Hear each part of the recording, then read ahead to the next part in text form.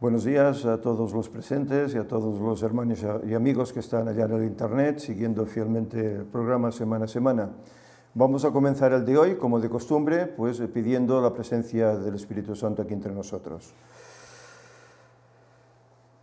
Señor y Padre, buen Dios que estás en el alto cielo, te agradecemos, Señor, porque tú nos amas tanto, que nos sigues guardando.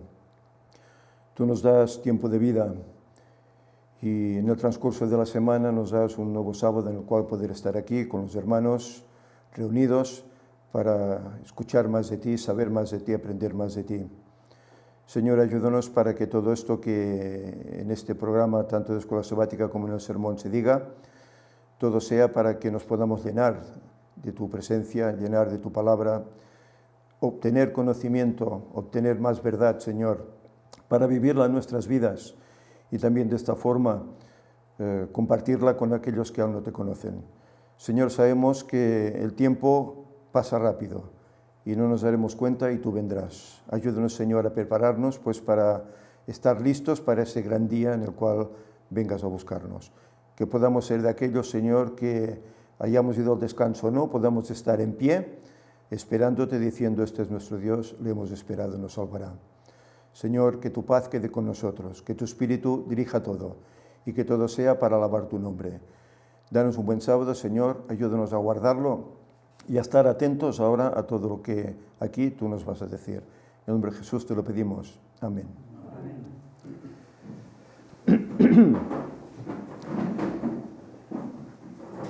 Muy bien, buenos días pues a todos los presentes, tanto de la sala como los amigos y hermanos que están en el Internet. Un sábado más en el cual podemos congregarnos. Hoy el tiempo aquí ha mejorado un poco, hemos tenido unos días pues de frío, de heladas, pero bueno, ayer y hoy parece que la cosa ha frenado un poquito. Hoy tenemos un poco de sol, aunque pronostican lluvia, también para hoy. Bueno, veremos.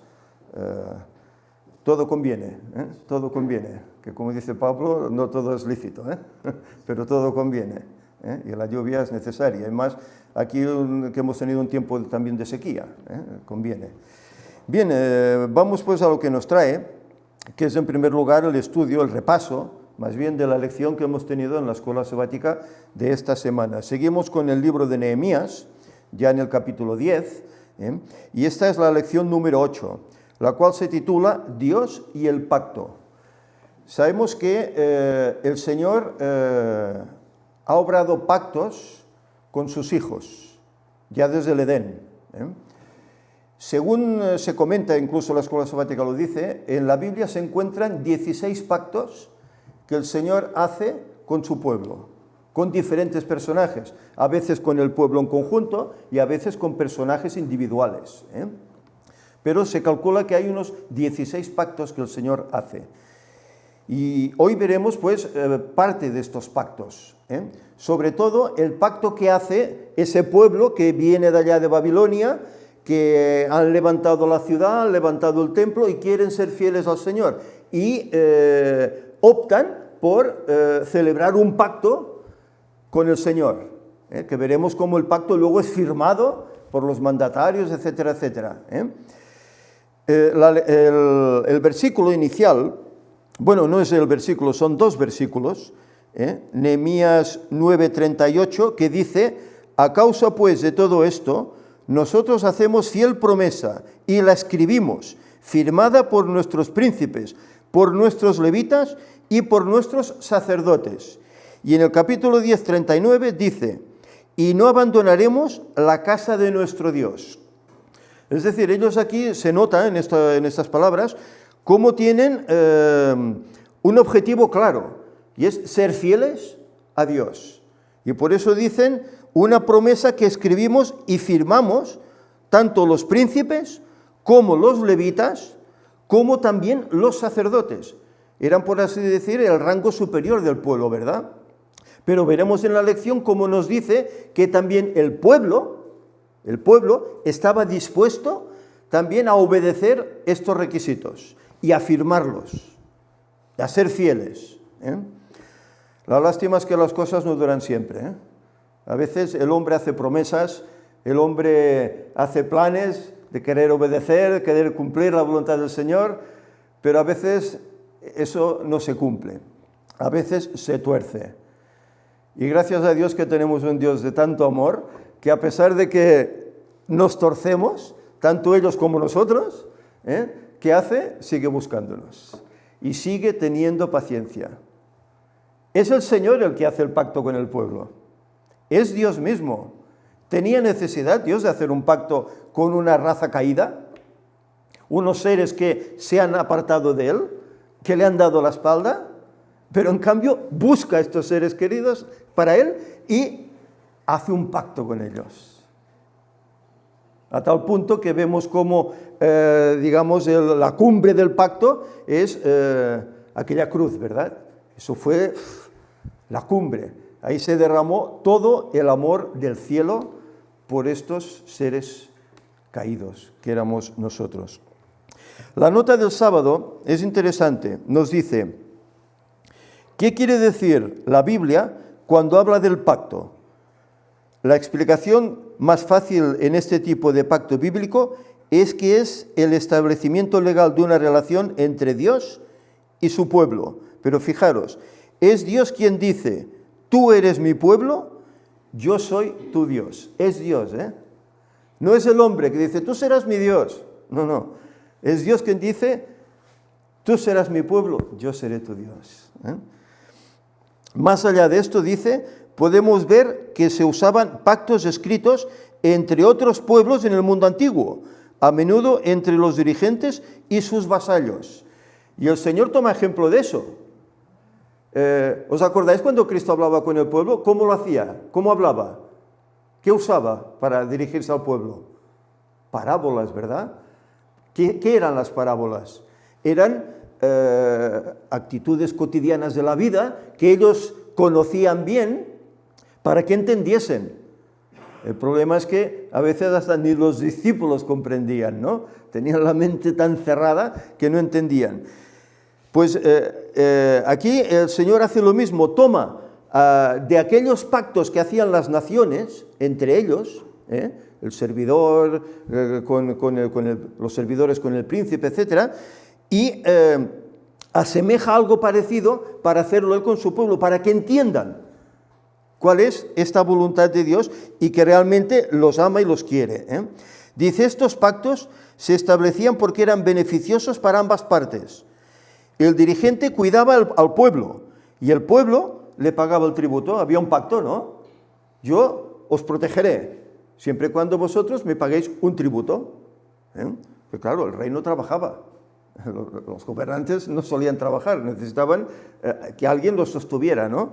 Yo os protegeré, vuestras casas, vuestras tierras, del enemigo, etc., pero vosotros tenéis que pagarme un tributo. Y bueno, era un pacto que se firmaba de esta forma, Dice, pero con Dios el pacto era diferente. Dios en realidad no obtenía nada de él, dice la nota. Dios no obtenía nada de este pacto y no obstante prometía serle fiel, incluso cuando el pueblo no le era fiel. Es tremendo. Y experiencias así hay un montón. No solo en el pueblo de Israel, sino individuos personales, como quieren hacer la voluntad de Dios, pero llega un punto en que caen. ¿Qué le pasó a Abraham? Abraham era fiel, ¿verdad? Con él hace el Señor también pactos. Pero ¿qué pasa? Llegan momentos en que miente, ¿verdad? Miente por temor, porque toda esa fe que había tenido pues un tiempo antes, en ese momento decae y toma miedo. Entonces tiene que mentir para sentirse protegido. Ya se olvida de esa fe en el Señor, de que hay un Dios que es su amigo, que le cuida. Y el ser humano es así. Podemos estar arriba de todo a nivel espiritual, pero el diablo es astuto. Y el diablo siempre buscará la parte coja para meternos ahí la zancadilla, ¿verdad? Y hacernos caer. En nosotros está el que veamos el error y acudamos al Señor, ¿no? Para pedirle perdón y remisión por esa caída, por ese pecado. Y Él, sin duda alguna, nos atiende. De hecho, dice, las bendiciones y las maldiciones sujetas al pacto posibilitaban que los israelitas supieran que habían estado infringiendo el pacto cuando empezaban a suceder cosas malas. Bueno, esto lo vemos en Levítico, lo vemos también en Deuteronomio, ¿verdad? Como hay una serie de promesas en los pactos que el Señor hace con el pueblo. Si el pacto es cumplido, el Señor, ¿qué promete? Bendiciones, ¿verdad? La tierra será fructífera, no tendréis enfermedades, prosperaréis, ¿verdad? Pero si desobedecían a las leyes divinas, ¿qué ocurriría? No caería lluvia, la tierra se secaría como el bronce, caerían enfermos, serían atacados por enemigos. Es decir, para que se diesen cuenta que habían traspasado el pacto que habían establecido con Dios. En los días de José, ¿qué ocurrió? Sí, nosotros obedeceremos, Pero cuando Josué faltó, ¿qué pasó? Venga, a los Baales y a Moloch y a lo que hiciera falta, ¿verdad? Se olvidaron de todo, es tremendo. Bien, pues vamos a ir desgranando poquito a poquito esta lección, y si luego pues alguien quiere añadir alguna opinión, pues será bienvenida. La idea del pacto nos habla en el domingo. Y aquí pues dice que leamos estos pasajes de Nehemías 10, pero no lo vamos a leer todo, puesto que es muy extenso. Sí que me gustaría que leyésemos un par de versículos, el 28 y el 29. Nehemías capítulo 10. Aquí vemos cómo se habla acerca de todos estos firmantes del pacto, ¿verdad? Y hay aquí toda una serie de nombres que ahora no vamos a leer porque tal vez se nos haría pesado y quitaríamos también un tiempo, ¿no?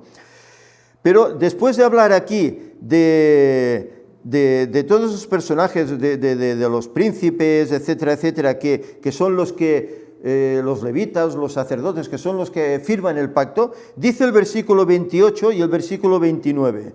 Dice, y el resto del pueblo, sacerdotes, levitas, porteros y cantores, los sirvientes del templo y todos los que se habían apartado de los pueblos de las tierras a la ley de Dios, con sus mujeres, sus hijos e hijas, todo el que tenía comprensión y discernimiento, se reunieron con sus hermanos y sus principales para protestar y jurar que andarían en la ley de Dios, que fue dada por Moisés, siervo de Dios, y que guardarían y cumplirían todos los mandamientos, decretos y estatutos de Jehová nuestro Dios.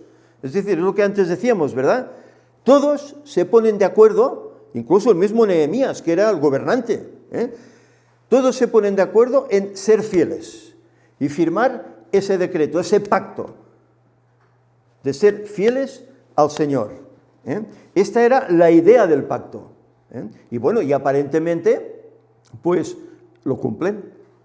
Parece que todo va marchando bien, incluso a tal extremo, a tal punto, que vimos ya en semanas pasadas cómo los que habían obtenido matrimonios con personas no judías, ¿qué habían hecho?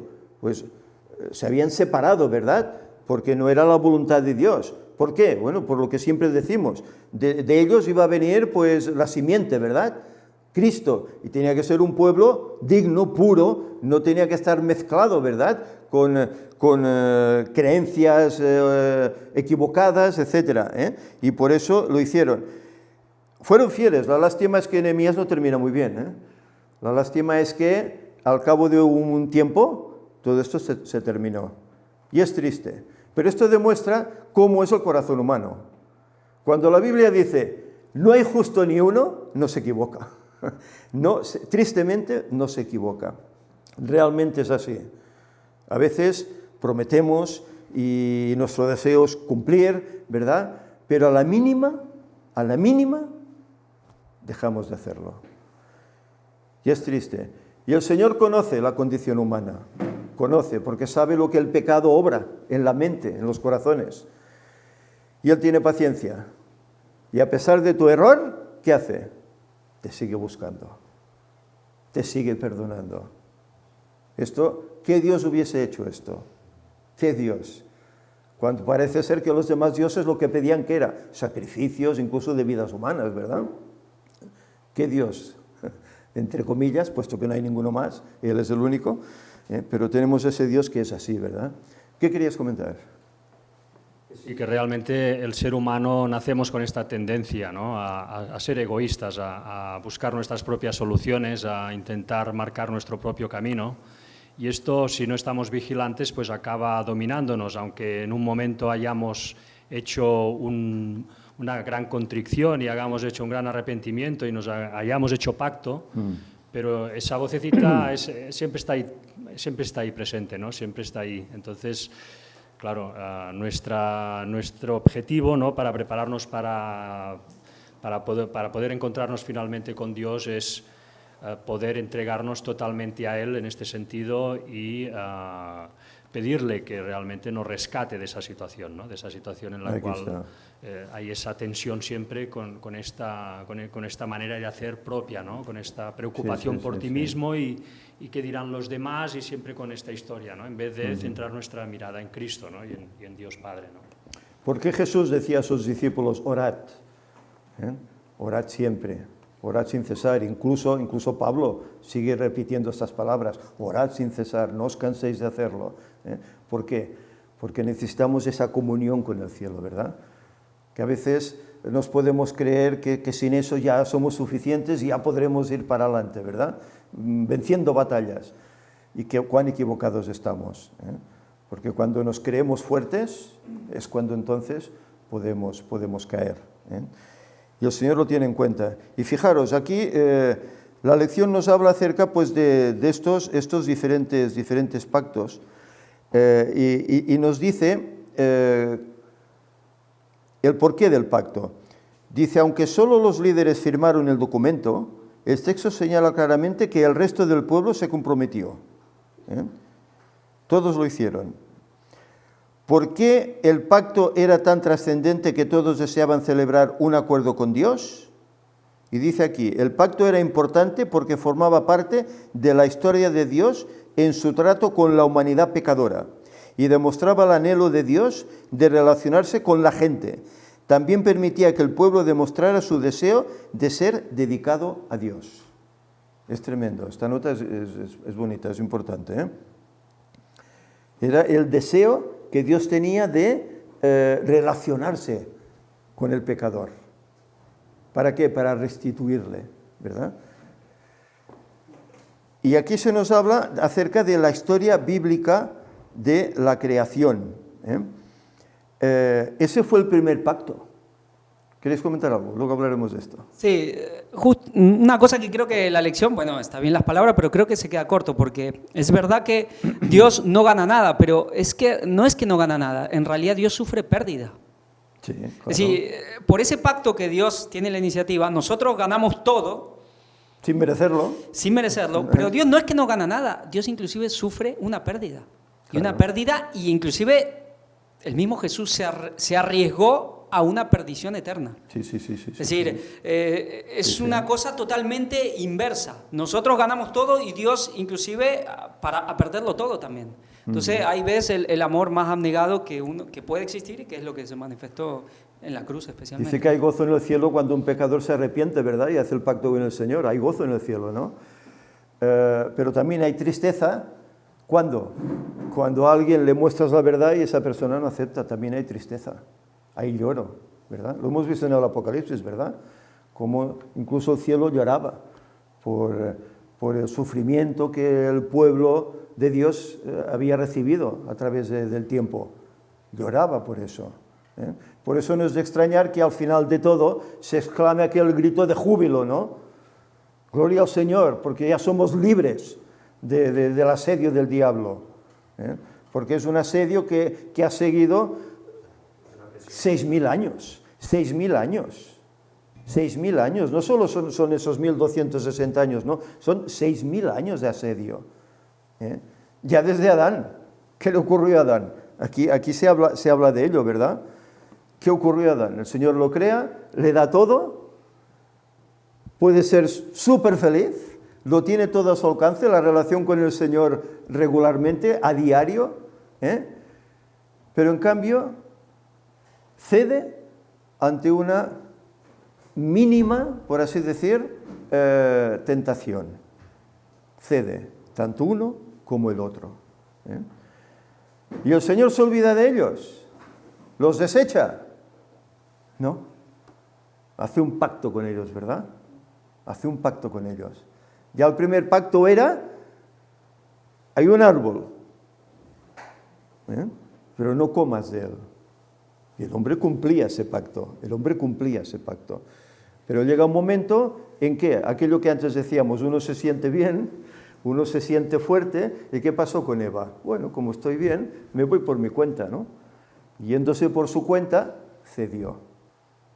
Ante aquel majestuoso animal, ante ese fruto, codiciable a la vista, ¿verdad? Cedió.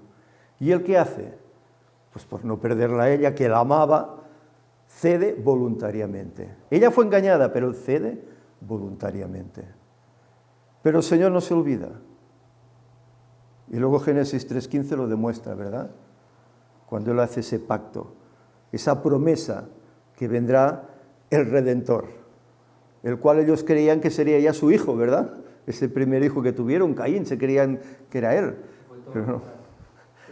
Y es tremendo, ¿eh? Cómo fue todo lo contrario. Es que vemos como aquí comienza la problemática en la raza humana, ¿eh?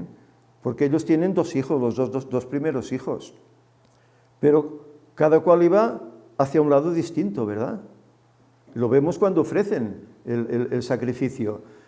Ya el Señor había ordenado, ¿verdad?, que se sacrificara ¿qué? Un cordero, como demostración de que había un pecado y que se tenía que derramar sangre para redimir ese pecado. Y ese cordero simbolizaba pues al Redentor que iba a venir. Pero Abel lo ve así, pero Caín lo ve así. No.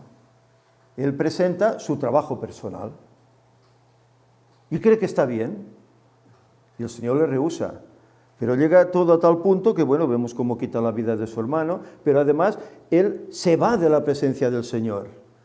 Edifica ciudades, se cierra entre murallas para perder de vista el libro de la naturaleza y perder de vista al Señor. ¿Y qué pasa? Si vamos leyendo, dice que el séptimo descendiente de Caín, ¿quién fue? ¿Os acordáis? Lamec. Y Lamec dice que comenzó, ¿qué cosa? La poligamia. La poligamia. Cosa que luego el pueblo de Dios también vivió. Pero en cambio, el séptimo desde Adán, ¿quién fue? Desde Set, fue Enoc. Y Enoc fue como Lamec, ¿no?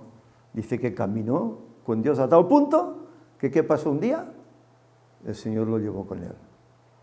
Y Enoc está allá. Y recordamos esas citas de Ellen White, que ella menciona que en visión fue llevada a esos mundos, ¿verdad? Y va a un mundo que tiene varias lunas, ¿verdad? Y allí, ¿a quién se encuentra? Y dialoga con él. Enoc. ¿Vives aquí? No, estoy de paso. Estoy de paso. He venido aquí de visita. Bueno, lo que haremos en la eternidad. Lo que haremos en la eternidad. Estar de paso por los lugares, ir de visita, viendo a otras criaturas que el Señor habrá creado en otros mundos. Estar con ellos. ¿Perdona? ¿No? Sí, será un aburrimiento fatal, sí. Sí. Pues es tremendo como esa idea del pacto que el Señor tiene es restituir aquello que se ha perdido con la caída, ¿verdad? Él quiere restituirlo y da todas las facilidades y todo, pone todo encima de la mesa para que el hombre lo tome y le vaya bien, Pero la lástima es que no siempre fue así, porque vemos cómo el tiempo va pasando. Y 1600 y pico de años, creo que fueron 56, después de la creación, ¿qué pasa en el mundo? Un diluvio. ¿Pero un diluvio por qué? Porque toda esa generación de Caín, Lamec, etcétera, que se habían apartado del Señor, ¿qué hizo finalmente?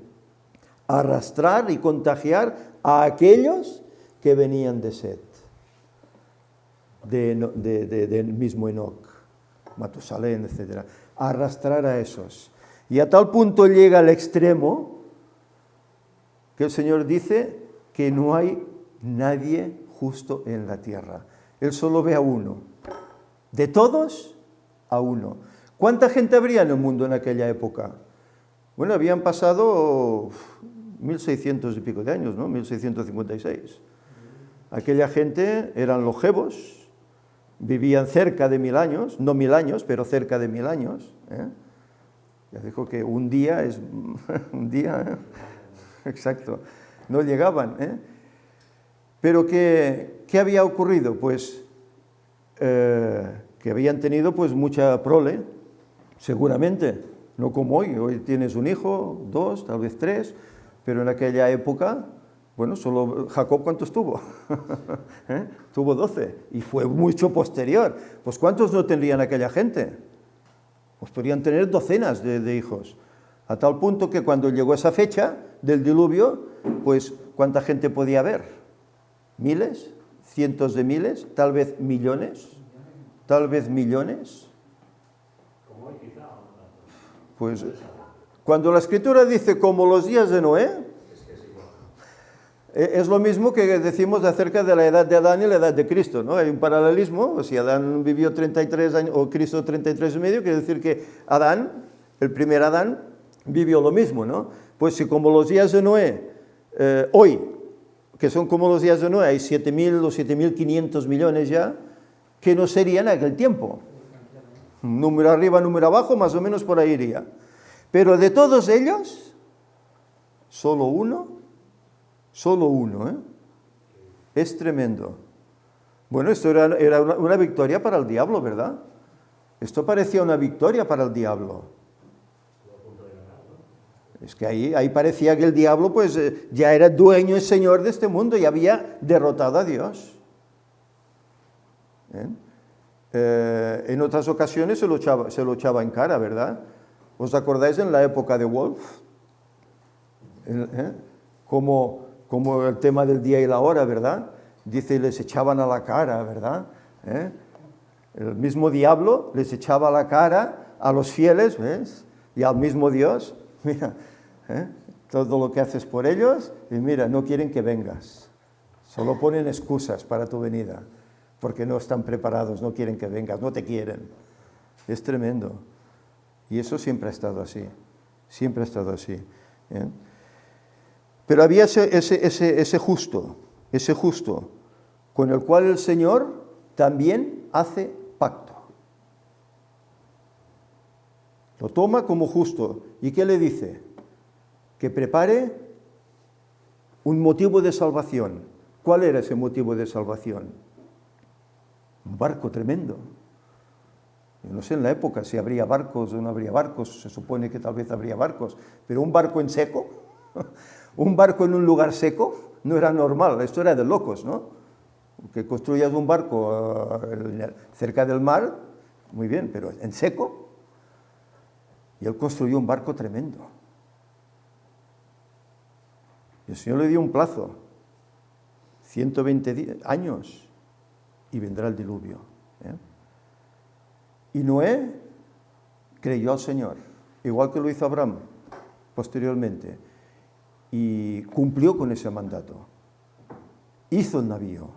Los animales llegaron de una forma milagrosa, que yo me imagino a la gente viendo eso, cómo quedarían todos confundidos. ¿Cómo es posible? Animales fieros, etcétera, y llegaban en paz, mansos, y se introducían en el arca. Yo creo que la gente estaría expectante y hasta temerosa. ¿Cómo es posible esto, no? Pero aquí que la puerta se cierra y no pasa nada. Y no pasa nada. Y tenemos a Noé ahí dentro, con los suyos, con toda su familia. Pero el Señor, ¿qué le dijo? 7 días y vendrá el diluvio. Y afuera, ¿qué oía? Jaja, jaja, estás loco, ¿qué haces ahí dentro? Mira que no llueve, has estado construyendo un barco tantos años para nada, has perdido el tiempo, eres el hazmerreír del mundo. Pero cuando llegó el 7º día, ese pacto del Señor se cumplió. Se cumplió. Y dice la Escritura que las cataratas de los cielos fueron abiertas, mas el abismo de la tierra, toda la faz de la tierra cambió y está lo que hoy vemos. Antes no había grandes montañas como hay ahora de 7.000 o 8.000 metros de altura, 3.000, no había esas montañas, eran montículos. ¿Eh? Incluso el clima era suave, y ahora, pues mira, cómo ha cambiado todo a consecuencia de ese diluvio. Y la ciencia lo niega, es tremendo, ¿verdad? A pesar de todos los hallazgos que hay, pero hallazgos que, como hemos visto por las conferencias, se callan, ¿verdad? Se callan porque no interesa que se conozcan, ¿eh? La ciencia lo niega. Pero el Señor cumplió el pacto. Vino ese diluvio. Y todos esos individuos, millones de ellos, que incluso algunos de ellos, siendo pueblo de Dios, fueron sumergidos en esas aguas y perdieron la vida. Pero el Señor no abandonó a esa familia que estaba allí. El arca fue protegida. Los que tuvimos el privilegio de ir allí a Ararat, ¿verdad? Y verla con nuestros ojos, y ver aquel museo que se levantó en memoria de Ron Wyatt, y ver todos los esbozos que él hizo de cómo sería el arca, de todas esas piedras que el arca tenía como anclaje para sostener el navío, que no tumbara, ¿verdad? Aparte que la mano del Señor la protegía, ¿eh? Vemos cómo fue un milagro de Dios que eso fuera adelante, ¿eh? Y cuando eso terminó, el Señor nuevamente vuelve a hacer pacto otra vez con Noé. ¿Y qué pacto hace? ¿Os acordáis? Cuando ellos salen del arca, el Señor habla con ellos. En el capítulo 9 de Génesis nos lo dice, ¿verdad? Y dice que cuando vengan nubes, venga tormenta, venga agua sobre la tierra, ¿qué haré yo en el cielo? ¿Qué dice el Señor que pondría? El arco, mi arco, para que recuerdes que nunca más la tierra será destruida por agua. Y ese pacto no lo recordamos a veces que hay tormenta no vemos ese arco allá, ¿verdad? Que claro, para la gente, bueno, esto es el efecto de la luz, con el agua, etcétera, etcétera, ¿eh? Pero es una promesa que está ahí, escrita hace casi 5.000 años, ¿verdad? Está ahí, ¿eh? Y el Señor la cumple. Y de acuerdo que han habido desastres, es normal, estamos en el fin del tiempo, y en el fin del tiempo el Señor dijo que habría desastres. Oiréis de terremotos, oiréis de guerras, etcétera, etcétera, y hay desastres naturales, en todos los sentidos, ¿eh? Pero no es algo tan grave como para destruir el mundo, ¿eh? El Señor lo sostiene, aún esos ángeles están ahí sujetando esos vientos, ¿eh? Pero vemos cómo el Señor hace esos pactos, y Él los cumple. Y a veces que el hombre los olvida, y el hombre se separa, olvida ese pacto y se separa del Señor, como hizo el pueblo de Israel, igual, es que es lo mismo, ¿eh? ¿Qué hace? Sigue buscando, sigue perdonando, sigue recordando. A ver, esos pactos no están aquí escritos, están aquí, los podemos repasar, leer, releer, están ahí. No solo eran para un pueblo específico en un momento determinado, son para el creyente de todos los tiempos. Y así lo entendían, pues, los creyentes, los pioneros y todos ellos, lo entendían así, ¿verdad? Esto que decías del arca antes me ha hecho recordar que esta semana, hablando con un testigo de Jehová, Sí. ellos desconocen totalmente el tema de que los fósiles fueron el resultado de ese diluvio, ¿no? Ya. Todos los fósiles que se encuentran hoy en día de tantos animales en la Tierra fosilizados. No lo aceptan ellos. Ellos eso no lo aceptan, ellos dicen que eso viene de todos esos Sí, claro. millones de años que duraron los 6 días de la creación, que provocaron todos esos fósiles, ¿no? Sí, sí, sí. Realmente esta gente está en gran oscuridad, ¿no? En este sentido, Tremendo. se les escapa totalmente. Tremendo. Claro, para ellos cada día de la creación son periodos de miles de años, ¿eh? Y claro, ellos pues, igual que el catolicismo, aceptan la evolución, ¿no? Aceptan la evolución, por lo tanto, bueno, los dinosaurios existieron hace 65 millones de años y ahí se quedan, ¿no? Una evolución guiada por Dios, pero en definitiva es una evolución. Aquí está. Sí, Didi, querías... Y al cabo, la teoría que se va a imponer de aquí a un futuro, ¿no? Este evolucionismo, esta teoría del ateísmo absoluto también va a desaparecer. Y va a quedar una evolución, pero guiada por un ser o seres superiores, digamos.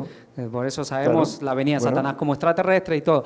El tema, yo, justamente esta semana también estoy hablando con unos testigos de Jehová y comentamos este tema. Claro, y hay cosas que realmente son unos baches terribles, porque si uno ve, Dios crea el sol y la luna después de haber creado las plantas, los vegetales. Entonces, ¿cómo es que no solo, y después los animales, no solo que las flores y todo eso estuvieron miles o millones de años sin las abejas que la polinicen, ¿cómo subsistieron sin la luz del sol? Claro, es ilógico. Bueno, claro, y ahí ya entran, pero sabemos que no es fácil hablar con ellos. Tienen 2 o 3 versículos para cada tema y ahí quedan y ya está, pero bueno. Yo no sé si vas a seguir, pero a mí hay algo que yo le vengo dando vuelta en la cosa quizás mucho tiempo. Acá en la lección hablaba del pacto siempre, y creo que tú lo aclaraste y me parece, era algo que yo pensaba, como que el primer pacto realmente se hizo en el Edén antes del pecado, no que los pactos surgieron a raíz del pecado.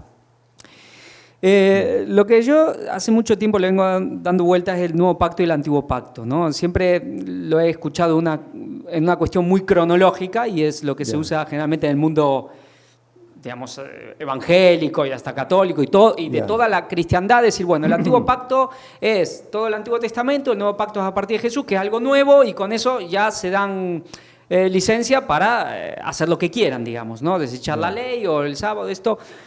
Ahora, nuevo pacto y buenas nuevas, ¿son lo mismo? Es decir, ¿cuándo realmente se da el nuevo pacto? Me vas a poner en un aprieto, el nuevo pacto. Pero intentaremos solucionarlo con la ayuda del Señor. Lo que, digamos, Génesis 3:15, ¿es un viejo pacto o es un nuevo pacto? Digamos, lo que yo digo, en el Edén había un pacto y Dios después hace algo nuevo, es verdad.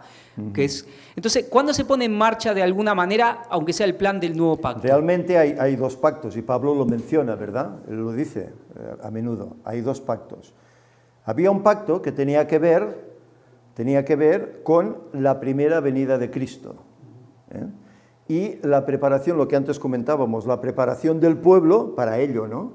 Para poder ser idóneos en salud, en verdad, en creencia, en todo, idóneos para recibir luego a ese remanente que va a venir.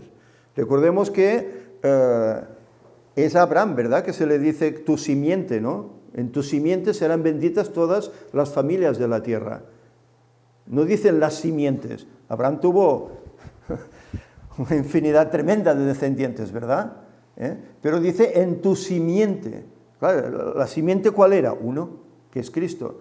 Es decir, el antiguo pacto iba centralizado en que un día vendría Cristo a cumplir ese Génesis 3:15, que por eso es un pacto antiguo, pero a la vez es nuevo, porque nos llevaba hasta Cristo. Claro, porque es la buena nueva, y como Pablo habla en Hebreos, que a ellos era la esperanza para en el ellos, desierto, ¿no? se les dio la buena nueva, pero no tuvieron fe, no la oyeron con fe. Claro. Y a lo que voy es porque cuando Pablo habla, por ejemplo, en Gálatas, de los 2 pactos, siempre se habla de 2 pactos, aunque como tú decías, hay muchos, pero hay 2 especialmente que se habla. Lo de el Sinaí y, ya en Cristo. Pero inclusive hace una comparación del pacto en Sinaí con Agar. Ajá. Y el pacto, digamos, en Cristo, digamos, lo hace, digamos, con lo que es Isaac. Pero dice que, digamos, en el tema de Agar, de Ismael y de Isaac, uno vino de la carne y el otro vino del espíritu. Claro, pero nosotros sabemos que también lo del Sinaí no vino de la carne, vino del espíritu. Y como siempre va hablando de que, y lo mismo dice Jeremías en 31:31, que haré otro pacto, un nuevo pacto, porque han invalidado mi pacto. Como que Dios siempre quiso cumplir. Dice, y este es el nuevo pacto. Yo escribiré mis leyes en sus corazones y las grabaré en sus mentes. Como que Dios siempre quiso hacer eso, pero hasta realmente la cruz no lo pudo hacer, no lo pudo concretar de alguna manera. Como no oyeron con fe, porque es verdad, lo que hablamos quizás la otra vez, que Dios les dicta las leyes, pero ellos no la quisieron oír. Y en realidad lo que Dios quiso hacer con ellos, que era la esencia y el espíritu del nuevo pacto, en el fondo es como no lo pudo hacer. Por eso Pablo dice que el pacto del Sinaí da hijos de esclavitud, pero ese tampoco era el propósito de Dios. Lo que pasa es que como que no tenían fe, Y Claro. un poco la respuesta del pueblo hacía que daba un poco lo que a veces simboliza más el nuevo pacto, la salvación por fe y a veces la salvación por obras, pero Sí, sí, como que sí, Dios sí, siempre sí, tuvo sí. un propósito de hacer Sí, sí. espiritualmente lo que hizo en el nuevo pacto, lo que hizo en la cruz, ¿no? Sé que es un poco complejo. Bueno, recordemos, bueno, gracias a las conferencias podemos resolver muchas de estas situaciones, ¿no?, que a veces se plantean, ¿no? Ya vimos como de las primeras conferencias que hablamos, que se hablaba acerca del mensaje que estaba escrito en las estrellas, en los cielos, que aquellos antidiluvianos deberían ver. Ellos deberían tener pues una mejor visión que nosotros hoy, ¿no? Tenían mucha mayor capacidad en todos los aspectos, ¿no? Había un mensaje escrito allá. Ese era uno.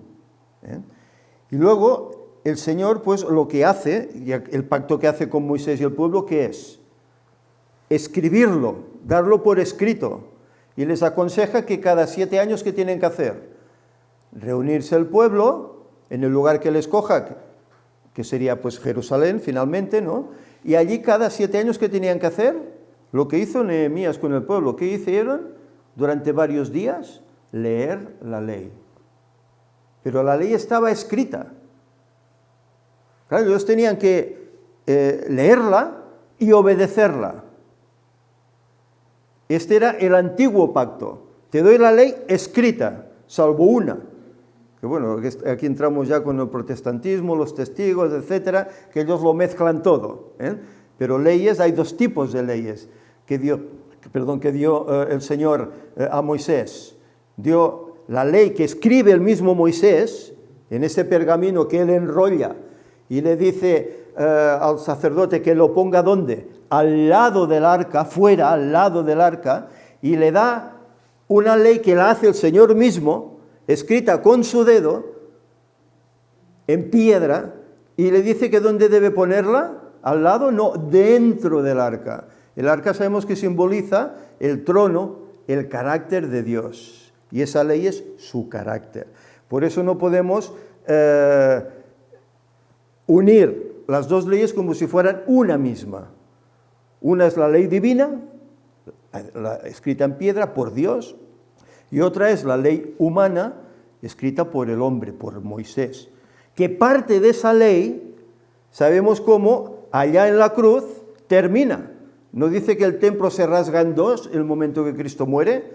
¿Por qué? ¿Qué leyes había allí? Había leyes, pues, civiles, había leyes, pues, para el campo, para la agricultura, había leyes morales, había leyes ceremoniales que tenían que ver con la actuación en el templo, ¿verdad? Había leyes que podían estar vigentes aún hoy podían estar o pueden estar vigentes, ¿verdad? Porque eso de trabajar la tierra 6 años y dejarla reposar 1, aún hoy es válido, cosa que no se hace. Pero esa otra ley era para siempre. Y la ley ceremonial, ¿qué simbolizaba? Una ley escrita por Moisés. Cuando una persona peque, ¿qué tiene que hacer? Coger un cordero, coger un palomino, lo que llegue, lo que pueda costearse, ¿verdad? Ir al sacerdote, poner las manos sobre aquel animal, sacrificarlo, y así su pecado pasaba a aquel animal. ¿Que aquel animal qué simbolizaba? Cristo después en el Calvario, ¿verdad? ¿Cuál es la ley que queda rota, anulada? ¿No iba el sacerdote a sacrificar el cordero en la Pascua cuando Cristo muere? ¿Y qué pasa? El velo se rasga y el cordero se escapa. ¿Por qué? Porque el cordero ya ha sido dado. Cristo.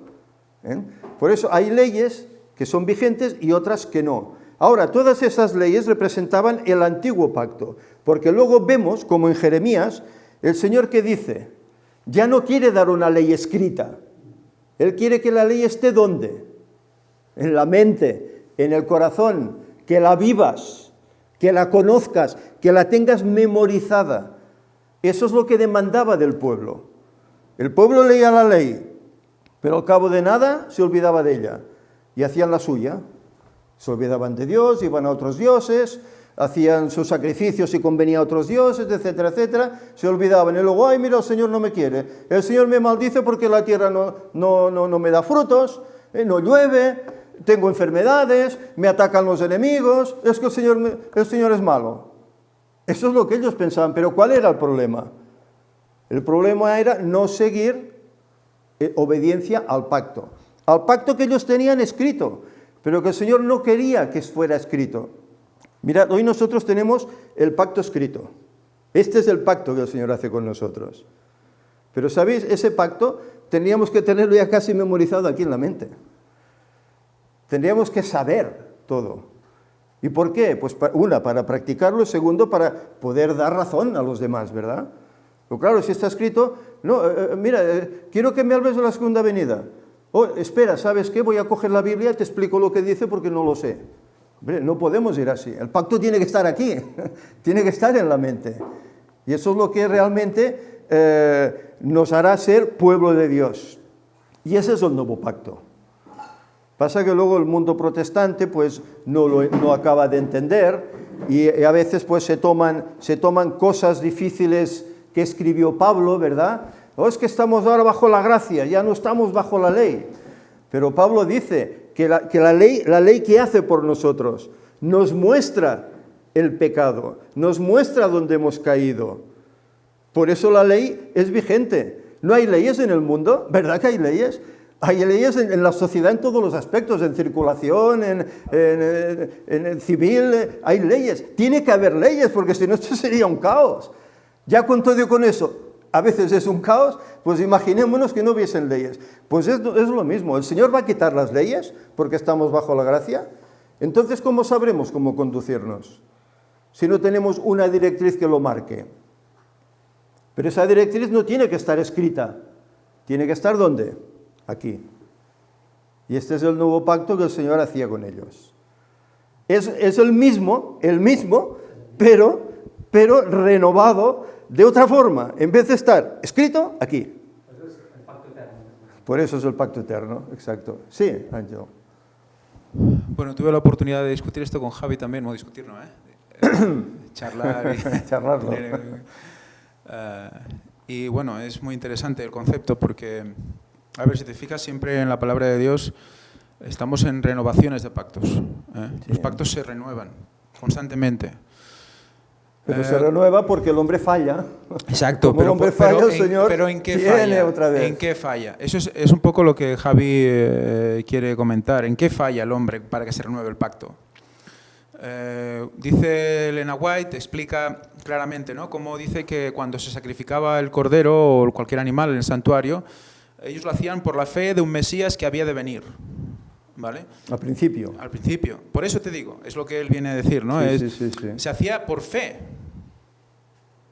En el momento que se hace por fe, estás por fe creyendo en el Mesías que ha de venir. Claro. Antes de que venga, pero estás participando del nuevo pacto. Y cumpliendo el pacto. Me está participando del pacto de Cristo. Claro. Porque representa a Cristo. Entonces, en el momento que se pierde la fe, en el momento en el que ya no se hace porque se tiene que hacer, o sea, ya no se hace por la fe, sí. Ya se hace simplemente por pura tradición, pura rutina. Por rito, Entonces, sí. ahí es donde él comentaba que podía ser que esto se considerara antiguo pacto también. O sea, a nivel espiritual, o sea, a nivel personal de cada uno, ¿no? Que hoy mismo podemos estar en el nuevo y en el antiguo, ¿no? Claro. Sí. Y eso lo convierte en cronológico también. O sea, ¿por qué se ve a nivel cronológico? Porque fue en esa época, ¿no? Porque donde sin la presencia de Cristo, pues evidentemente era más fácil, digamos, puesto entre comillas, caer, ¿no? Porque no lo veías, no lo tenías, no tenías su historia, ¿no? Sí, ahora sí. ya, viendo a Cristo, su manifestación y todo, tenemos mucha más información, tenemos mucha historia delante, y si ya lo hacemos es porque ya no queremos creer, ¿no? Claro. Pero viene un poco y creo que, en cierta manera, el hecho de que ellos no lo hicieran al principio lo convierte en cronológico también. Sí. O sea, ambas cosas creo que son compatibles. La cronología a nivel histórico y la espiritual a nivel personal. Porque si hoy vives tan bien y no vives por fe, si solo guardas el sábado porque te toca, si solo haces buenas obras porque hay que hacerlas, y no sabes exactamente por qué, pero hay que hacerlas. No sirve. Entonces, claro. Estás aún en el antiguo pacto, estás sacrificando corderos sin sentido y estás yendo, vete a saber qué, y prometiendo cosas que no vas a cumplir. Bueno, que es lo que le pasaba a los dirigentes del pueblo judío en época de Jesús, ¿no?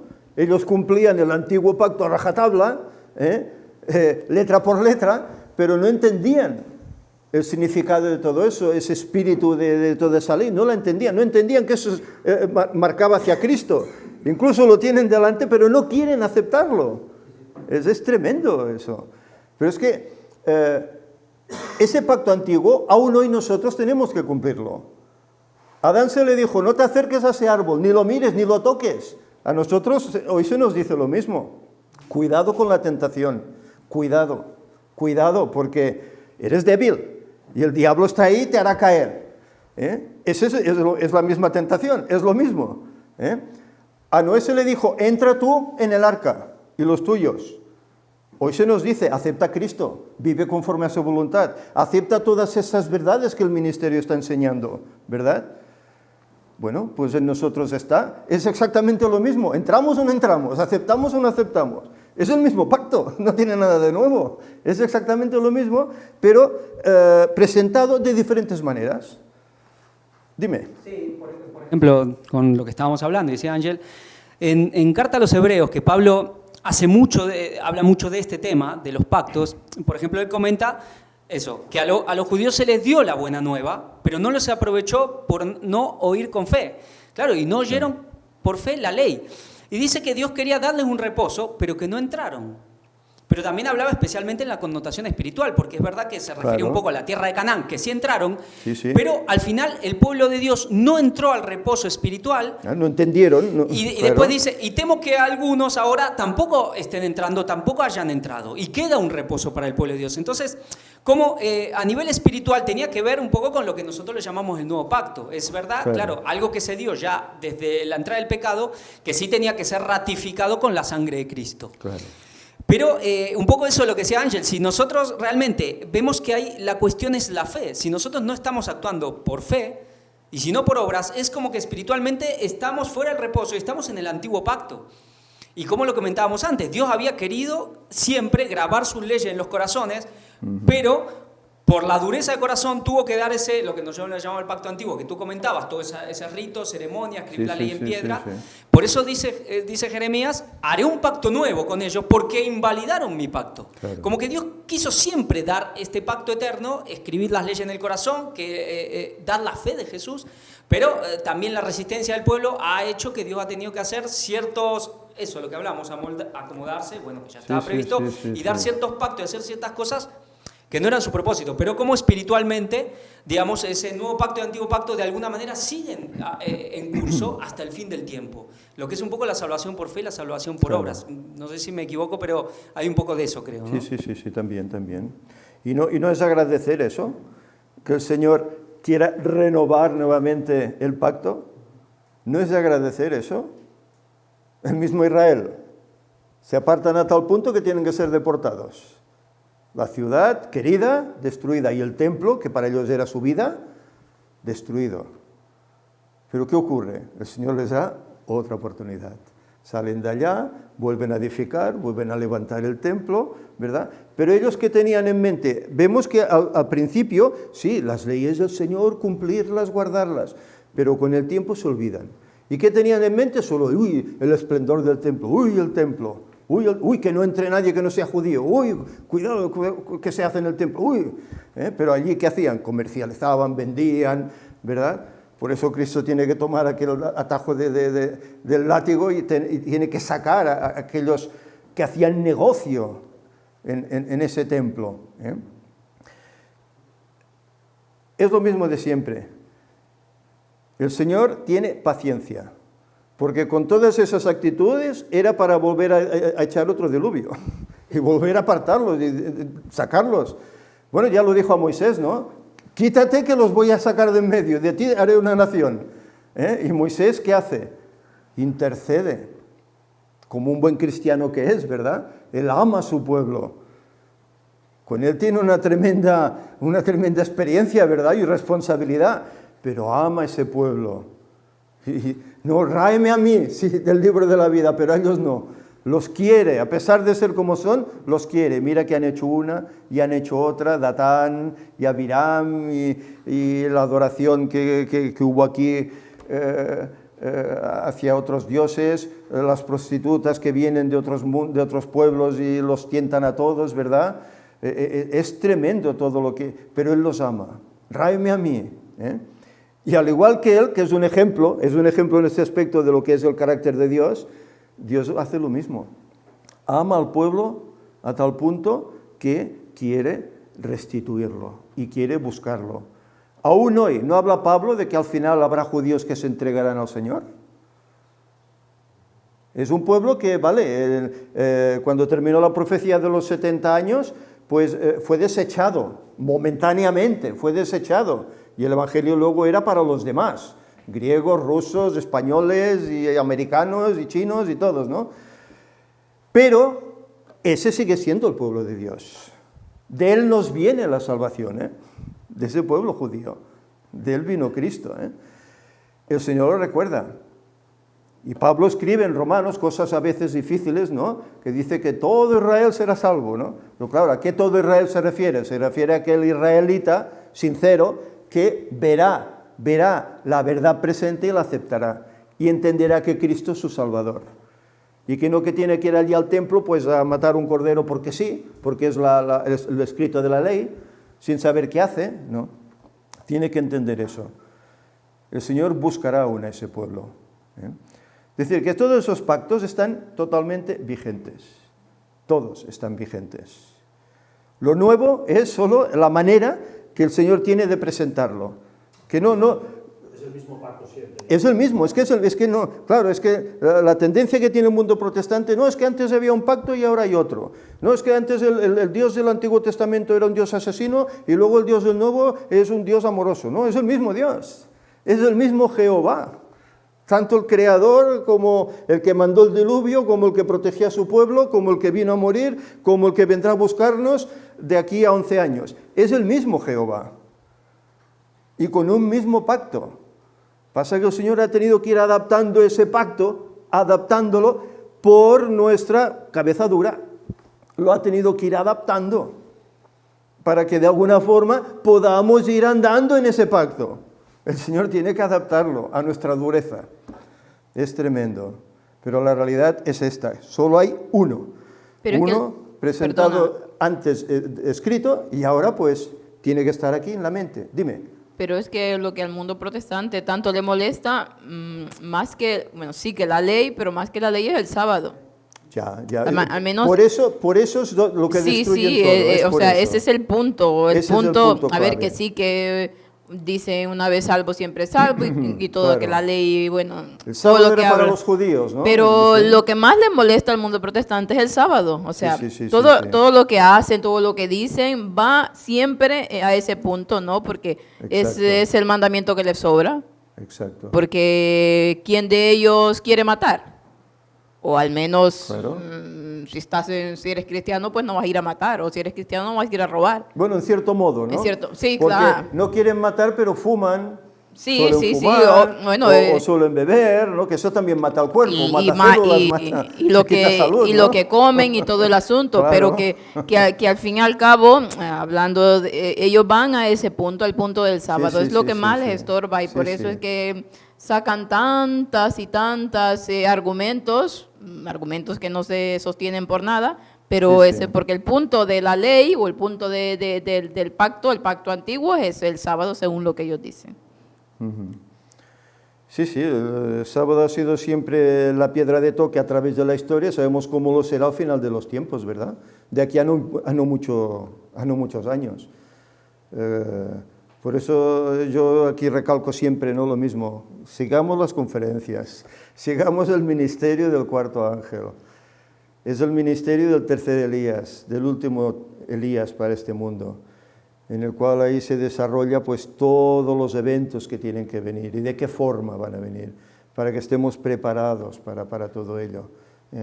Pero la gente es dura, ¿no? Es que este hombre engaña, ¿no? Es que oímos tantas cosas, ¿verdad? El sábado, es que vosotros el sábado para los judíos. Claro, yo a cuántos no les he dicho, Adán era judío y el Señor le dio el sábado, ¿eh? Era judío. Pues él guardaba el sábado. Y al igual que él, se supone pues, que todos los contemporáneos que iban en la línea de hijos de Dios, ¿no? Hijos de Dios me refiero pues creyentes, ¿no? Que claro, también hay el pensamiento de que unos eran descendientes de extraterrestres y otros eran descendientes de hombres, ¿no? Y eso es un error. Eso es un error. Cuando la Biblia califica hijos de Dios, hijos de hombres, se refiere a las dos líneas que luego se compuso de Adán. Es decir, la línea de Set y la línea de Caín. La de Set eran los hijos de Dios y la de Caín eran los hijos de los hombres. Por eso dice la Escritura que viendo los hijos de Dios que las hijas de los hombres de Caín eran hermosas, ¿qué hacen? Se mezclan, tomando mujeres, ¿verdad? Y a tal punto que cuando llega el diluvio, ¿cuántos hay listos, obedientes al Señor? Uno. Y esto demuestra, ¿verdad?, el sexo, ¿eh? Estas cosas son lo que realmente destruye al hombre. No quiero decir que eso sea malo, sino cuando se usa con obsesión y se usa en el momento no lícito, porque el Señor dijo hombre y mujer, ¿verdad? Y el sexo para ellos pues era el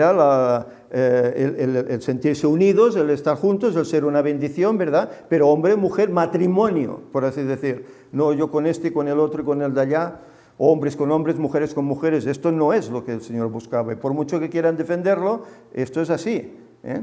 Por eso el mismo, creo que fue, no sé si fue Pablo, fue Pedro, creo que fue Pablo, que dice que los afeminados no entrarán en el reino de los cielos, ¿no? No entrarán en el reino de los cielos. Claro, hay muchos aspectos, pero es que todo forma parte de lo mismo. Es que nos parece que esto es independiente del otro. No, todo forma parte de lo mismo. Todo forma parte de ese pacto. Ese pacto lo incluye todo. Es decir, que nosotros no podemos ser cristianos bajo un punto, es decir, bueno, guardo el sábado y ya está, ya soy cristiano. No. Es guardar el sábado, es ser fiel a mi compañero, a mi compañera, ¿verdad? Ser fiel a los hermanos, es orar, es estudiar la palabra, es compartir. Hay muchos aspectos que encierran ese pacto con el Señor, ¿eh? Y el sábado, bueno, sabemos, los estaba mencionando, y bueno, fue la piedra de toque y lo seguirá siendo y lo está siendo, ¿eh?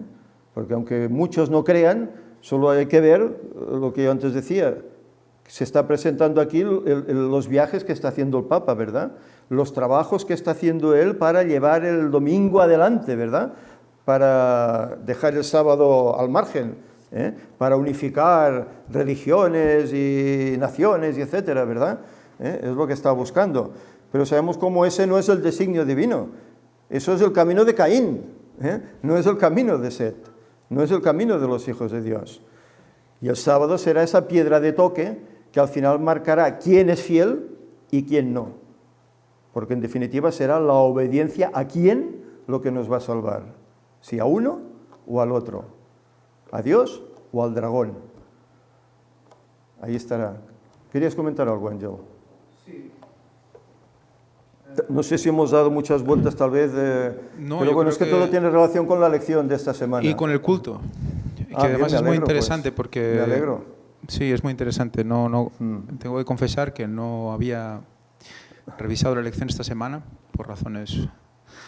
Y la verdad es que cuando estaba escuchándote, digo, pues vamos a hablar de algo parecido. Y ha avanzado un poco el culto. No, vamos a hablar de algo parecido. Bueno, el Señor a veces quiere que las cosas sean así, que todo tenga su relación, ¿no? Sí, yo creo que va a ser bonito. Lo que dice Elena White, hay un capítulo, el capítulo 32 de Patriarcas y Profetas, la ley y los dos pactos. Hay un capítulo que habla de esto.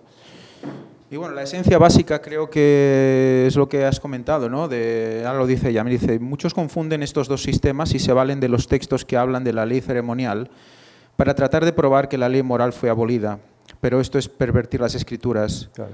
La distinción entre los dos sistemas es clara. El sistema ceremonial se componía de símbolos que señalaban a Cristo, su sacrificio y su sacerdocio. Esta ley ritual, con sus sacrificios y ordenanzas, debían los hebreos seguirla hasta que el símbolo se cumpliera en la realidad de la muerte de Cristo, Cordero de Dios que quita los pecados del mundo. Entonces debían cesar todas las ofrendas de sacrificio. Tal es la ley que Cristo quitó de en medio y clavó en la cruz. O sea, a nivel básico, a nivel general, los dos pactos es el pacto antiguo símbolos, el pacto nuevo Cristo. ¿Por qué? Es el mismo pacto, ¿por qué? Porque el antiguo pacto, los símbolos simbolizaban a Cristo y Cristo no ha cambiado y Cristo es el mismo. Y entonces, ¿qué pasa? Lo único que hay es una mutación de símbolo, de antitipo. Hay una parte de ese pacto, de esa ley escrita en ese pacto, Exacto, que terminaba con Cristo. Lo que es antitipo acaba con el tipo y lo otro sigue. Eso es un poco... es un poco el resumen así a nivel básico de lo que Elena White y las escrituras pues pueden mostrar. Y luego el tema espiritual, claro, esto lo que dice, lo que decíamos, no se repite cada día. O sea, si tú no aceptas a Cristo plenamente, si tú no vives en Él plenamente, sin tú quererlo, te vas yendo ¿hacia qué? Hacia solo guardar símbolos, solo guardar ritos. Solo hacer... Sí, te bautizas porque toca, haces la Santa Cena porque toca, haces el tabernáculos porque toca. Y al final... ¿dónde está tu relación con Cristo? ¿no? Entonces, podemos estar ahí igualmente, podemos estar ahí en los símbolos igual y estar en el antiguo pacto sin darnos cuenta. Bueno, ¿no? es el cristianismo conformista, ¿no? Bueno, yo voy a la iglesia de tal hora, ya he cumplido, ¿no? Ya está. Ya ante el Señor ya estoy limpio, ya he cumplido. Pero, muy bien. ¿Y luego? Porque la semana son 7 días, no son 2 horas o 3, son 7 días. ¿Qué haces el resto de estos 7 días? ¿Das a conocer que eres cristiano? Ya dijimos en el tema que tuvimos la semana pasada del Apocalipsis, que hay el ángel que todo lo anota, ¿verdad? Anota las acciones, anota los pensamientos, anota las palabras. Entonces, ¿qué soy cristiano yo? ¿De 3 horas el sábado y el resto de la semana ya no lo soy? Todo se va anotando, y todo pasará en ese juicio. Y luego, ay, Señor, yo es que ya había cumplido en la iglesia, ya había cumplido, yo creía que era suficiente, y luego será el lloro y el crujir de dientes. Señor, Señor, en tu nombre, ¿verdad? No hicimos esto y aquello y los demás allá, y el Señor dice, no os conozco. Bueno, ese pacto hay que cumplirlo como se tenía que cumplir antes, ya desde Adán, desde el pueblo de Israel, etc. Hoy hay que seguir cumpliéndolo. Y es así, y no podemos negarnos a ello. Aparte que si realmente amamos a Dios, para nosotros será una delicia, porque para nosotros será un principio que ya saldrá de nosotros, porque el amor de Dios no es un principio. El hombre no ama porque sí, ama porque le es dado de Dios. Pues ya sale de nosotros el amar, el obedecer, el querer agradarle, y de esa forma, pues, ¿qué serás? Pues más útil para ti mismo y más útil para los demás, para poderles ofrecer estas palabras de vida, que en definitiva es lo que el mundo necesita, ¿verdad? Por eso el último pregón, ¿verdad? El Señor nos dice que mandará la lluvia tardía para que haya un pregón como nunca antes ha habido, que todo el mundo conozca y todo el mundo pueda decidir, ¿sigo a Dios o sigo al enemigo? Si Dios lo hace, ¿por qué? Por amor, para que todos entiendan y tomen su decisión. Por lo tanto, es así. Yo no sé el tiempo que llevamos, si nos pasamos ya de hora.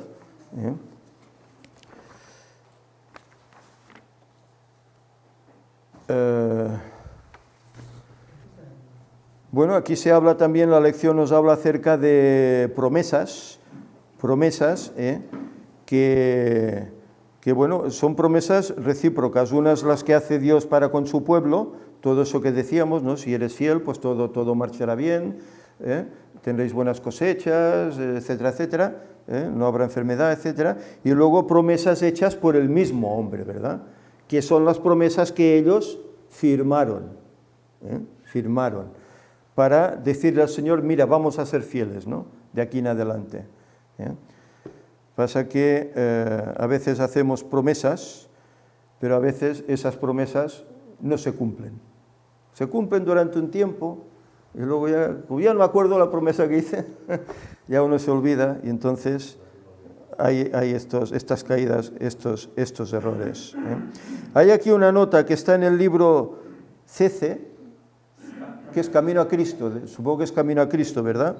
Sí. Dice, por medio del correcto ejercicio de la voluntad puede obrarse un cambio completo en tu vida. El ejercicio de la voluntad, es decir, Señor, yo quiero hacerlo, pero ayúdame a hacerlo, ¿eh?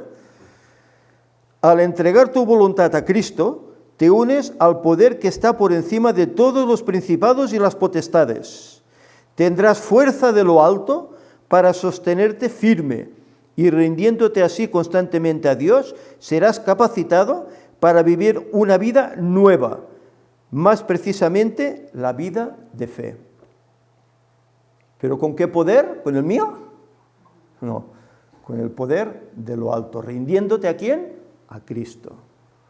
Son palabras sabias que Ellen White escribió aquí. Y luego, bueno, no sé qué más nos queda. Aquí la lección nos habla acerca del templo, el templo. El templo. ¿Querías comentar algo?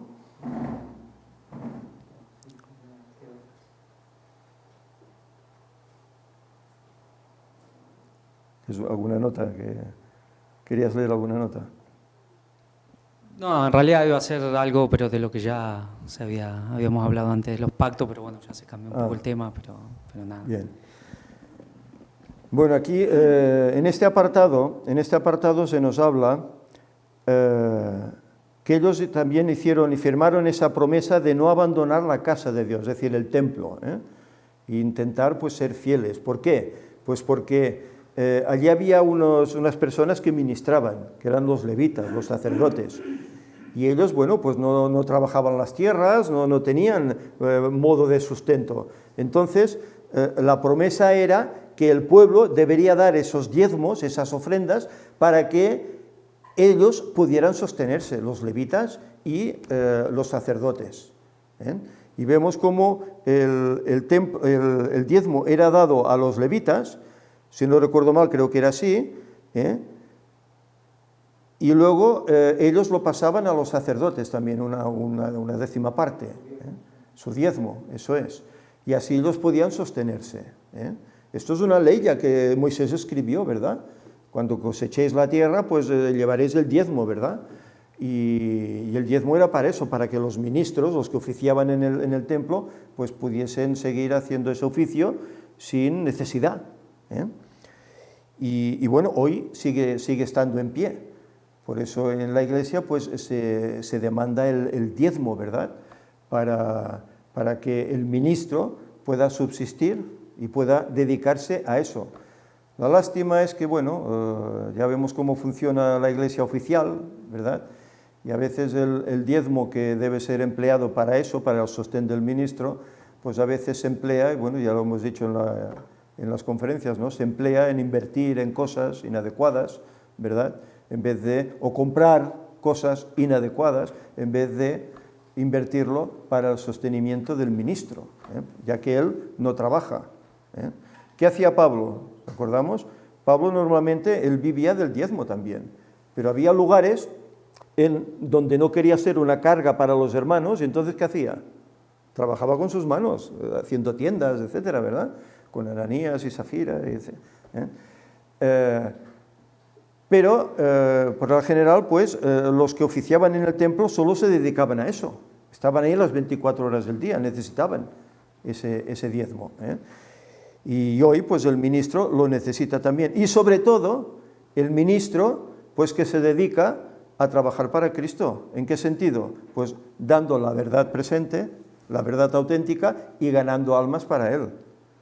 Claro, si el ministro se dedica, bueno, yo voy a ver la tele, y bueno, en 10 minutos me preparo el culto para el sábado, y el domingo me voy en bicicleta, y se olvida, y tiene que visitar a los hermanos que tienen problemas, bueno, ya lo hará un anciano, yo voy a lo mío. Bueno, hay algunos pastores que actúan de esta forma, yo tal vez lo exagero un poco, pero yo he visto actuaciones así, ¿verdad? Que no quieren saber nada de los problemas de los hermanos, a su vida. ¿Ese ministro es apto para recibir el diezmo? No, porque no está haciendo la actitud adecuada. Por eso decimos que el diezmo tiene que ser para aquel que lleva la verdad del Evangelio adelante, predicándola, exponiéndola a todos, y que más a más gana almas para Cristo. Para ese tiene que ser realmente el diezmo. Y eso es lo que ellos prometieron. También lo olvidaron, ¿cómo no? Dice, cuando el templo estaba bien administrado, le daba a la nación una vida espiritual vibrante, porque le indicaba al pueblo la solución definitiva al problema del pecado, que era a través de la muerte de un cordero, que simbolizaba a la vez, ¿qué? A Cristo. Cuando Jesús murió en la cruz, esa solución fue suplida. Y hay aquí un pasaje en Romanos 5 que me gustaría que leyésemos. Romanos capítulo 5, versículos del 5 al 10, son palabras de Pablo respecto a este tema. Dice, y la esperanza no avergüenza, porque el amor de Dios ha sido derramado en nuestros corazones por el Espíritu Santo que nos fue dado, porque Cristo, cuando aún éramos débiles, a su tiempo murió por los impíos. ¿Qué quiere decir cuando éramos débiles? Cuando éramos pecadores, cuando éramos sin Cristo. Él muere por nosotros, recordemos, Él muere por todo ser humano de este mundo. Luego otra cosa es que los seres humanos acepten o no acepten ese sacrificio, pero Él muere para dar opción a todos, sean del país que sean y tengan el pensamiento y la creencia que tengan. Él muere por todos. Dice, ciertamente apenas morirá alguno por un justo, con todo pudiera ser que alguno osara morir por el bueno. Bueno, han habido casos, ¿verdad? Mas Dios muestra su amor para con nosotros en que siendo aún pecadores, Cristo murió por nosotros. Él no hace el pacto con Adán, lo hace antes de que cayera, pero lo renueva después de caer, porque no lo olvida. Has caído, pero yo estoy contigo. Pues mucho más, estando ya justificados en su sangre, por Él seremos salvos de la ira.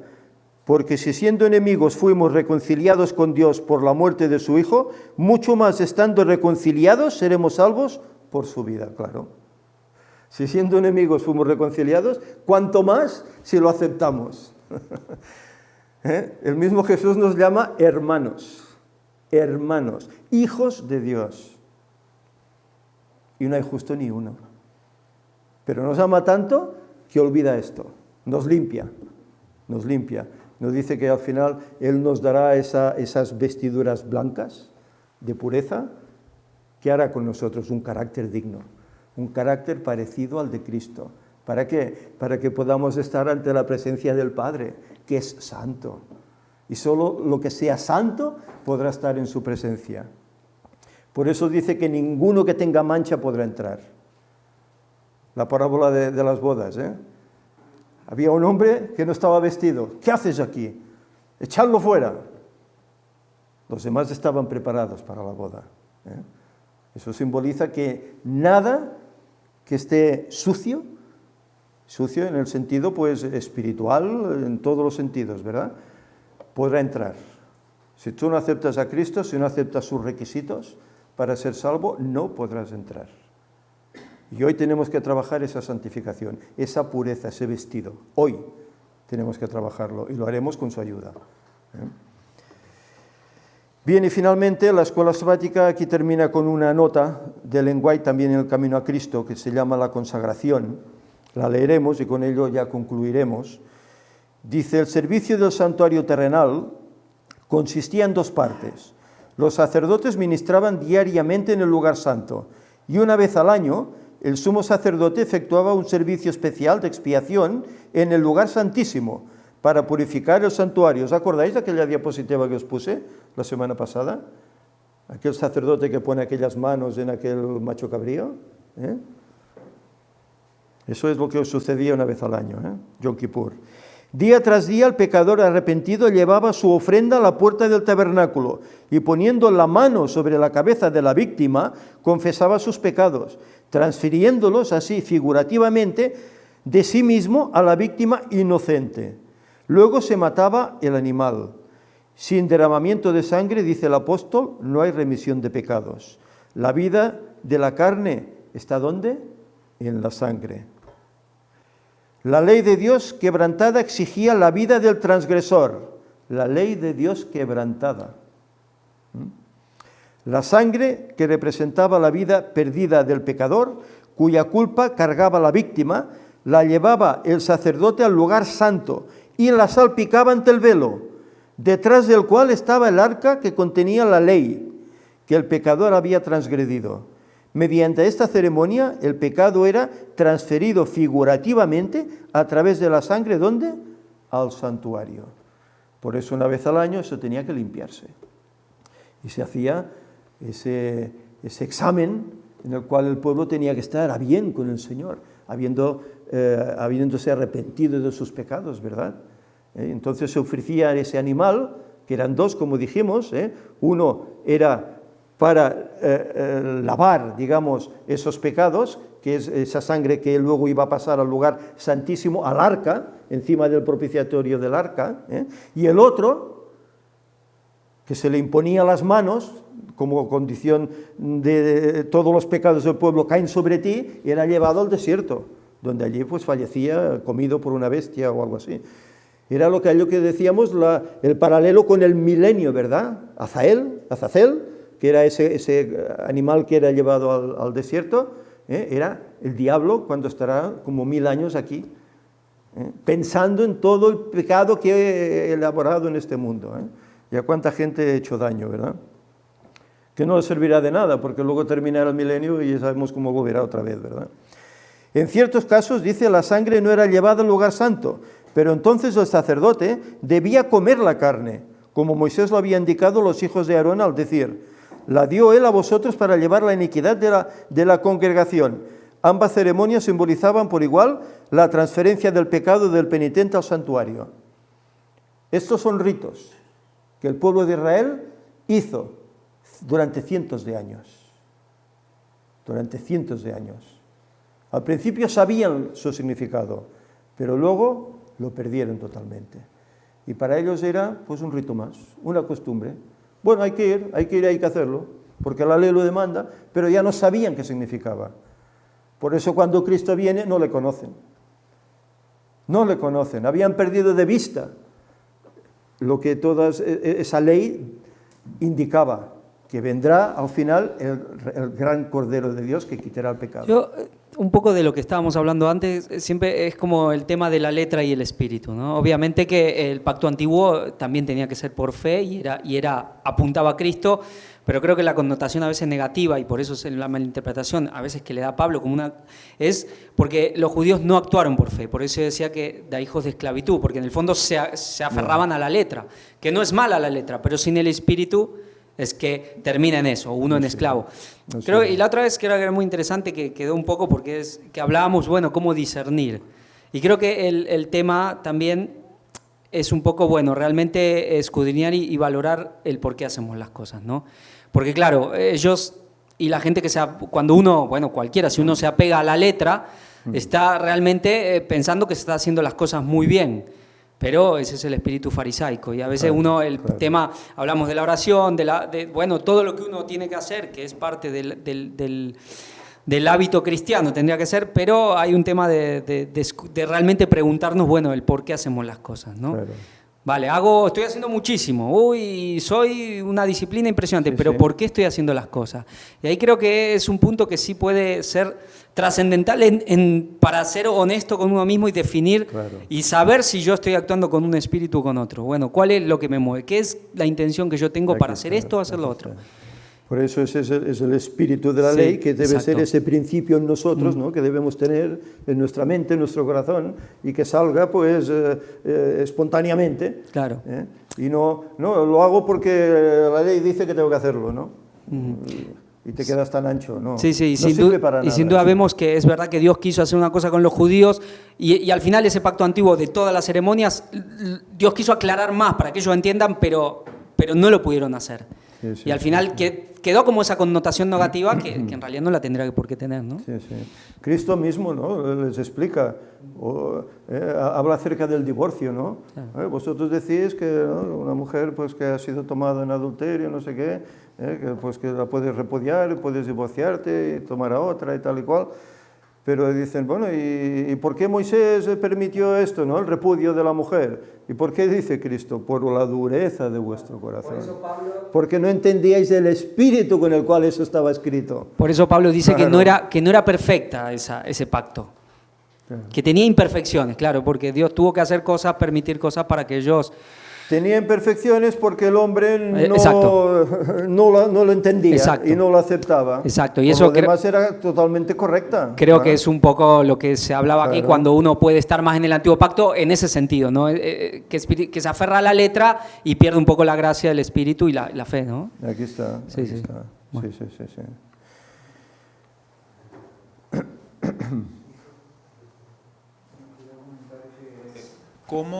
¿Cómo trasladamos a la letra el espíritu?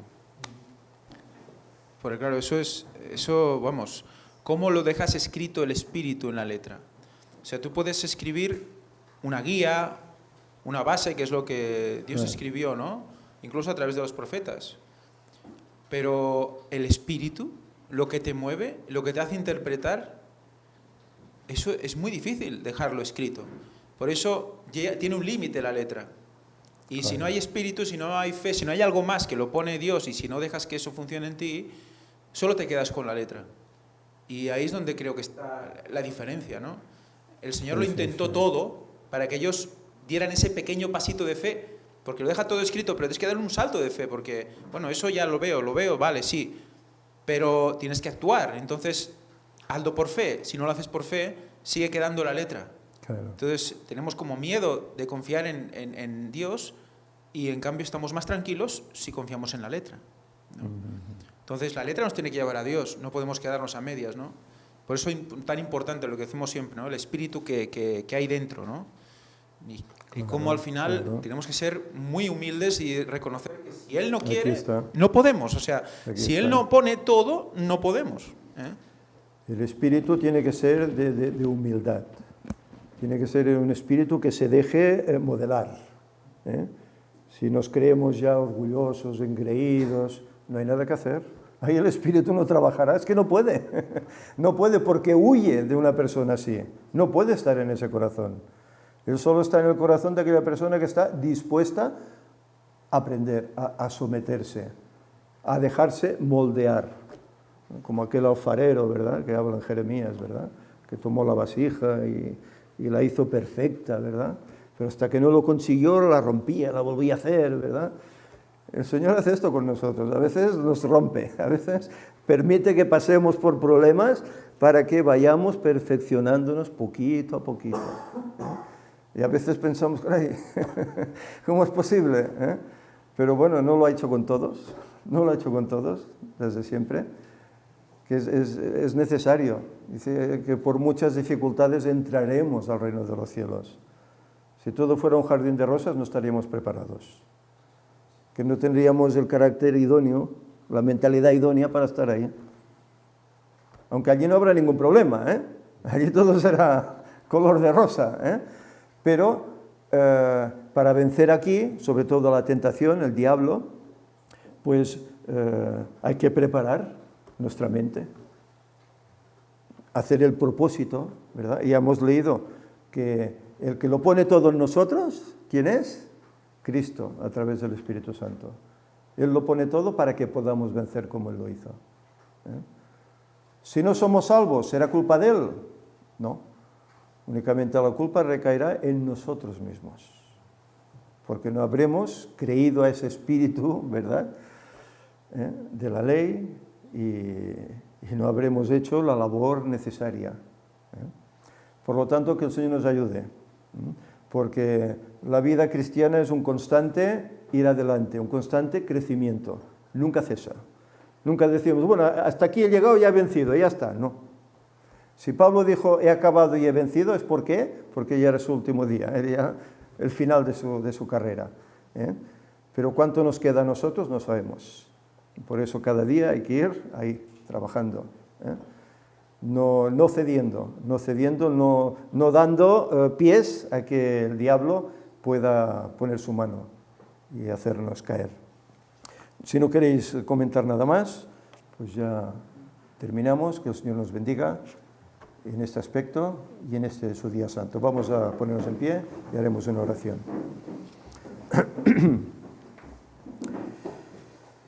Señor, te agradecemos porque tu palabra es tan rica. En ella encontramos tanta esperanza, tanta alegría. Tú por eso la dejaste escrita, a través del sacrificio de todos esos autores que a través del tiempo lo hicieron. Personas que también tuvieron sus dificultades, personas que eran como nosotros, con sus tendencias, pero que tú, Señor, ayudaste, fueron fieles y siguieron adelante y vencieron. Señor, nosotros también queremos vencer, como hicieron ellos, como hizo Pablo, como hicieron tantos otros. Pero te ruego, Señor, que tú nos ayudes, que tal como hemos visto hoy, el Espíritu Santo esté con nosotros para que Él nos corrija, para que Él nos haga aptos, nos haga esos recipientes aptos para poder estar, Señor, en tu presencia y para poder llevar esperanza y salvación a aquellos que aún no lo conocen. Señor, ayuda a tu pueblo, sobre todo a esta iglesia adventista, Señor, que sabemos cómo está errando el blanco, está errando el camino. Señor, que ya sabemos que todos no lo harán, pero por lo menos las almas sinceras puedan comprender la verdad de hoy y puedan vivirla, puedan abrazarla, para salir, Señor, de esa hermandad con Babilonia. Señor, que tu paz quede con nosotros, que nos ayudes a mejorar a diario y nos ayudes, Señor, a no ceder a la tentación. Bendícenos y prepáranos para el servicio de culto que vamos a tener ahora, que en el nombre de Jesús te lo pedimos. Amén.